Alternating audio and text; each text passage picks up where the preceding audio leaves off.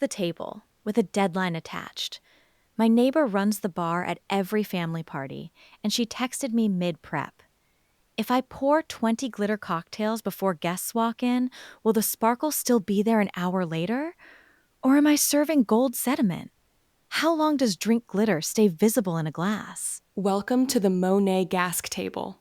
That's the batching question. Every host who pre-pours hits it eventually. She wants a number. Minutes? Hours? What do I text back? Here's the answer up front. The glitter never stops being visible. It stops moving. It's a mineral. It doesn't dissolve, doesn't fade, doesn't melt away.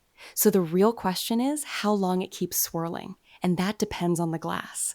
In anything bubbly, the sparkle rides the carbonation for as long as the fizz lasts. Pour at 6, still dancing at 7. In a still drink, the swirl slows within minutes and the flakes drift to the bottom. But settled is not gone. One stir, and the whole show starts over. Minutes. So in a still cocktail, the moving shimmer is done before the ice even settles in. Right, and 3 numbers explain why. First, the flakes in drink glitter run 50 to 500 microns, wide, thin shapes made to catch light and hang in liquid instead of dropping like sand.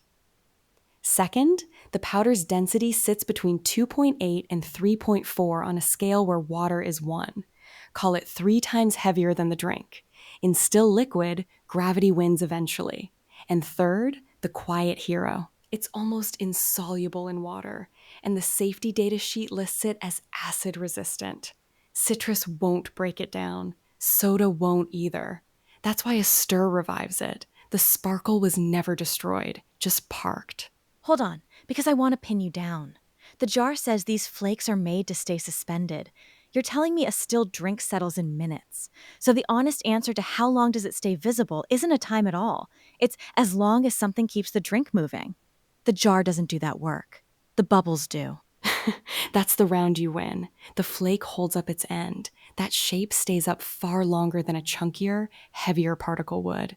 But suspension is a partnership. The flake brings the shape. The drink brings the motion. No motion, no swirl. So what does my neighbor actually do with 20 glasses and 1 hour? 3 moves. If the drink is bubbly, Prosecco, a seltzer top, sparkling lemonade, pre-pour freely because carbonation is free labor that stirs every glass until the fizz quits. If it's still, don't glitter the liquid ahead. Pinch it into the empty glasses now and pour when guests arrive. The pour is the stir. Every drink lands mid-swirl. For a pitcher, stir right before each pour. Serve them dancing. And a glass that's been sitting a while and gone quiet? A small swirl as you hand it over. 5 seconds of wrist, and the galaxy comes back. One more thing she should hear. Across an analysis of about 2,400 category reviews, the reviewer wisdom is that glitter works best with clear drinks. Visibility isn't just motion, it's backdrop. Gold flakes in a gin and tonic read across the room. The same pinch in a creamy drink reads as nothing. So who should skip it? If the drinks are opaque, coffee, cola, anything milky, skip the glitter because nobody will see it. And if the setup is a still, self-serve pitcher that sits for 2 hours with nobody stirring, put the sparkle on the dessert instead or use the pinch in the glass trick. Glitter rewards the host who's there for the pour. Sparkle is a serve time event. She'll like that.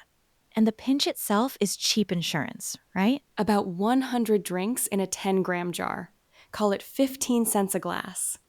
If you want the flake built for exactly this job, the Mungie ASQUE Iconic Gold 10-gram jar is on Amazon. The big flake drink glitter made to stay visible in liquid. Next time on the show, my kids have already claimed October. How do you plan a Halloween party with edible glitter? Orange, purple, black, and one very sparkly cauldron. That's next week. This show is made with AI-crafted hosts and human-checked facts. See you at the table.